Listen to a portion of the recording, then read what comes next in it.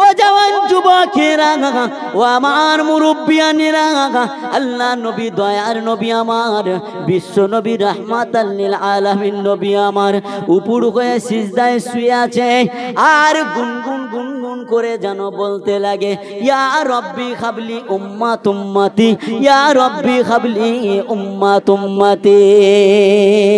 ও জওয়ান যুবকেরা, ও আমার মুরব্বিয়ানেরা, এই আওয়াজটা আম্মা জান হালিমা শুনতে লাগে। আম্মা জান হালিমা অবাক হয়ে যায় যে আমার বাচ্চার দোলনা খানা কে দোলা দেয়, কে দোলা দেয়। গায়ের থেকে আওয়াজ আসতে লাগে, গায়ের থেকে আওয়াজ আসতে লাগে। ও হালিমা শুনে রেখে দাও, জেনে রেখে দাও, ও হালিমা তোমার বাচ্চাটা এমনই একটা বাচ্চা। হালিমা তুমি জানো না, জানো না যাকে নিয়ে আমার আল্লাহ পাক রব্বুল আলামিন আল্লাহর আরশে আজিমেতে আমার আল্লাহ স্বয়ং নিজে দরুদ পড়েছিলেন।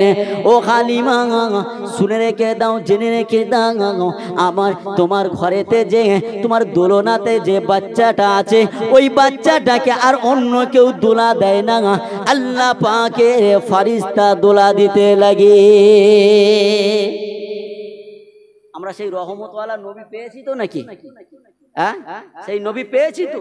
নবী যখন দুনিয়ার জমিনে আগমন করেছিলেন, আস্তে আস্তে আস্তে আস্তে আল্লাহ পাকের রহমত শুরু হতে লাগলো। আমার নবী আস্তে আস্তে বড় হতে লাগলেন।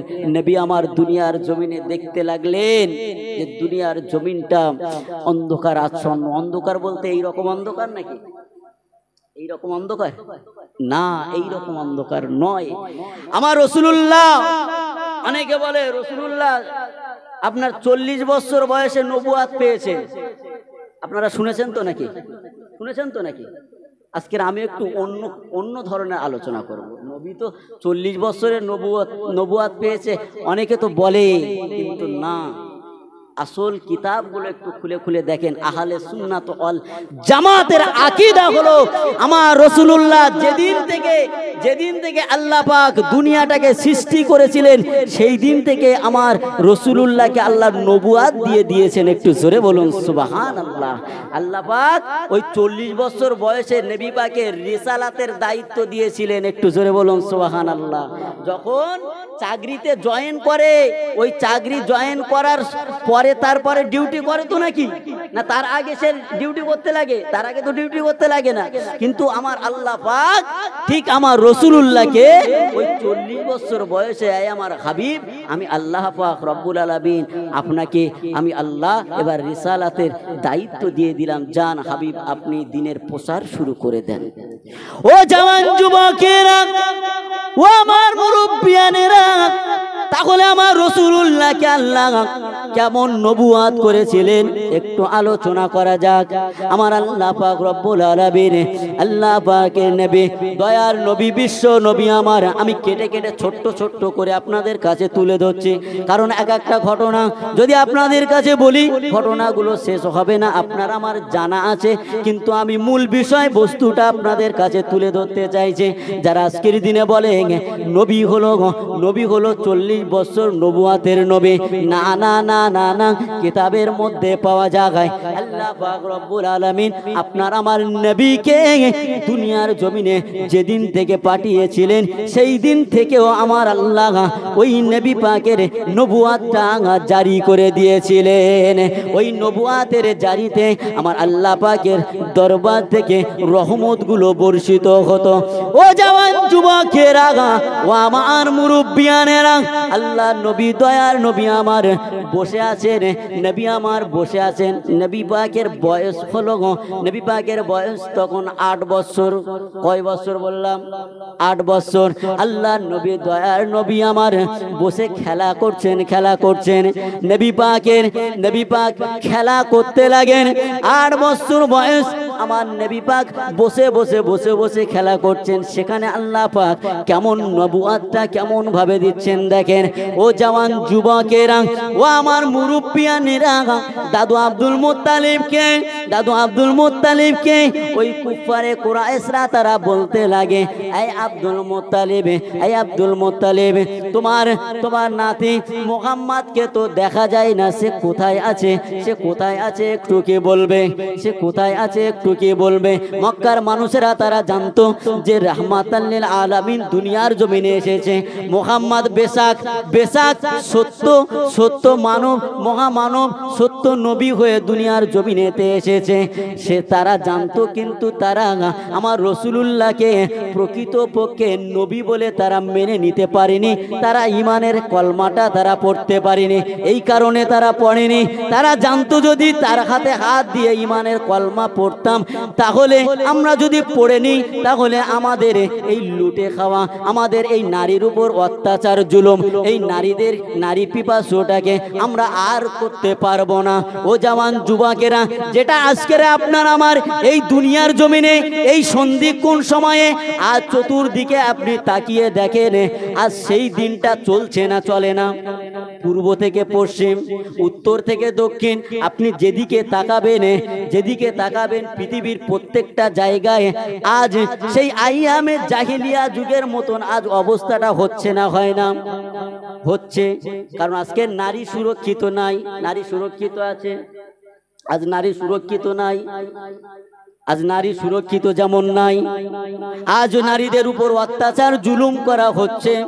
হে মুসলমান, আজ মুসলমান একে অপরের মধ্যে একটা কেমন একটা ধরনের একটা সিস্টেম শুরু হয়ে গেছে।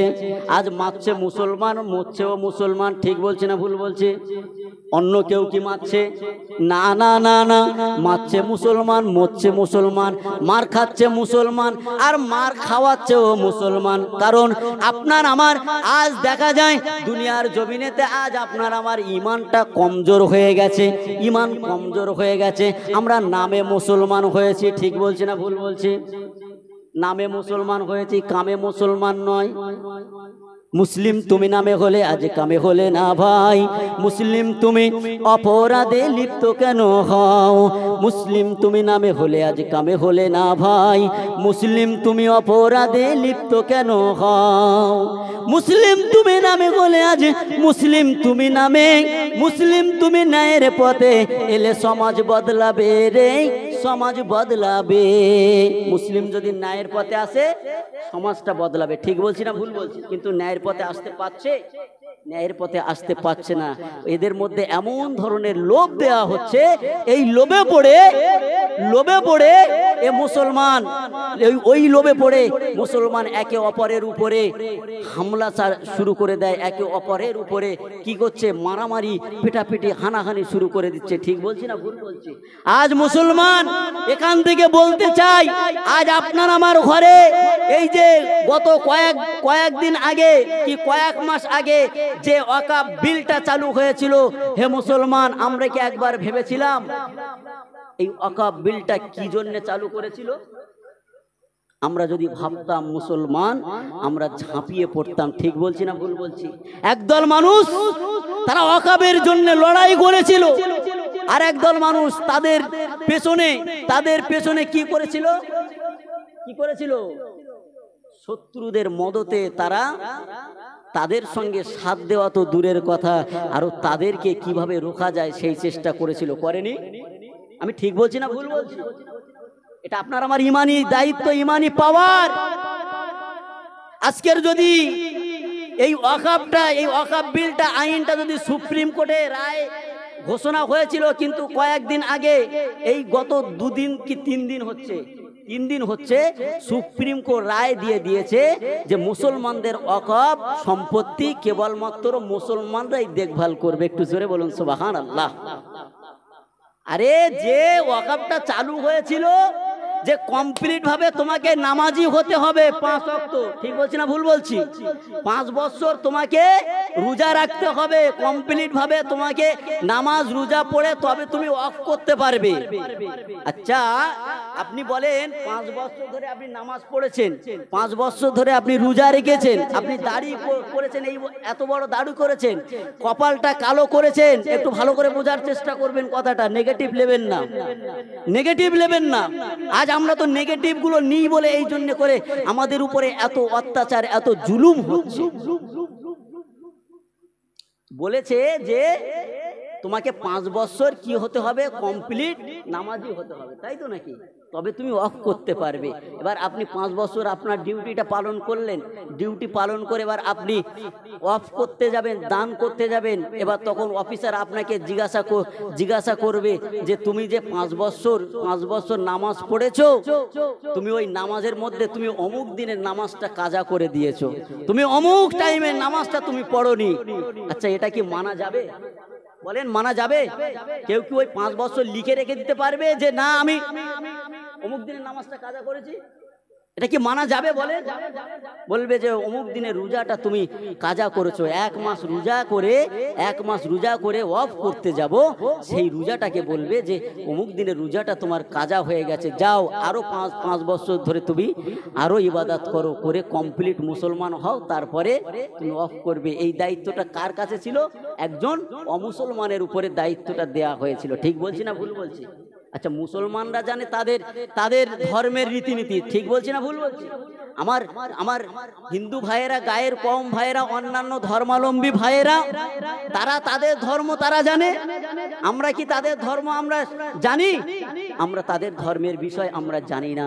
মুসলমান, আমার বলার বিষয়বস্তু হলো যে বিলটা পাস হতে চলেছিল, ওই বিলটা যদি পাস হয়ে যেত, এই জায়গাতে এসে বসে একসঙ্গে এই রকম মাহফিল করতে পারতেন না। ঠিক বলছি না ভুল বলছি?